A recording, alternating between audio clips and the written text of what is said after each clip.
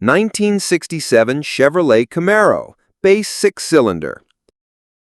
The 1967 Chevrolet Camaro is a certified automotive icon, but the legend was built on the V8-powered SS and Z28 models, not the 6-cylinder base version.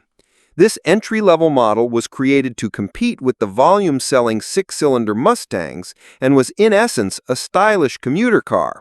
The standard engine was a 230 cubic inch inline-six with a mere 140 HP, with an optional 250 cubic inch version offering a marginal increase to 155 HP.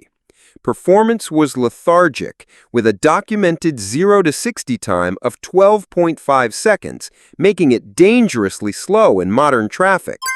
These cars are deceptively affordable, with average prices hovering around $22,500, a figure that reflects their complete lack of performance credentials. The value difference between the 6-cylinder and V8 models is staggering.